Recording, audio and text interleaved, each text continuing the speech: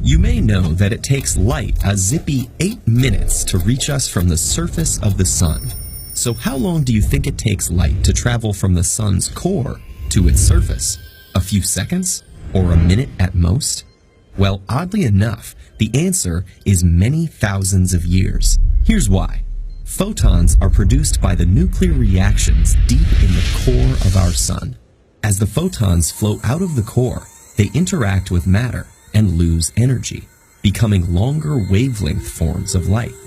They start out as gamma rays in the core, but end up as X-rays, ultraviolet, or visible light as they near the surface.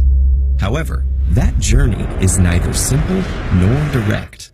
Upon being born, each photon travels at a speed of 300,000 kilometers per second until it collides with a proton and is diverted in another direction, acting like a bullet ricocheting off of every charged particle it strikes. The question of how far this photon gets from the center of the sun after each collision is known as the random walk problem. The answer is given by this formula. Distance equals step size times the square root of the number of steps. So if you were taking a random walk from your front door with a 1 meter stride each second, it would take you 1,000,000 steps and 11 days just to travel 1 kilometer. So then how long does it take for a photon generated in the center of the sun to reach you? We know the mass of the sun and can use that to calculate the number of protons within it. Let's assume for a second that all the sun's protons are evenly spread out, making the average distance between them about 1 × 10 to the negative 10th power meters.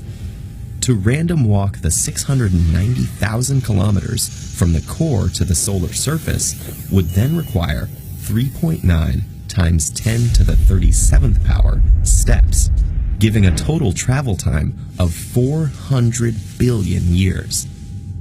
That can't be right. The sun is only 4.6 billion years old. So what went wrong? 2 things. The sun isn't actually of uniform density, and photons will miss quite a few protons between every collision. In actuality, a photon's energy, which changes over the course of its journey, determines how likely it is to interact with a proton. On the density question, our models show that the sun has a hot core where the fusion reactions occur. Surrounding that is the radiative zone, followed by the convective zone, which extends all the way to the surface. The material in the core is much denser than lead, while the hot plasma near the surface is 1,000,000 times less dense, with a continuum of densities in between. And here's the photon-energy relationship.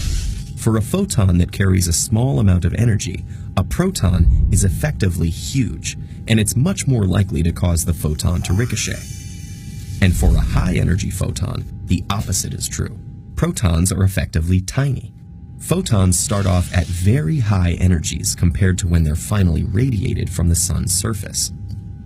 Now, when we use a computer and a sophisticated solar interior model to calculate the random walk equation with these changing quantities, it spits out the following number: 170,000 years. Future discoveries about the sun may refine this number further, but for now, to the best of our understanding, the light that's hitting your eyes today spent 170,000 years pinballing its way towards the sun's surface, plus 8 minuscule minutes in space.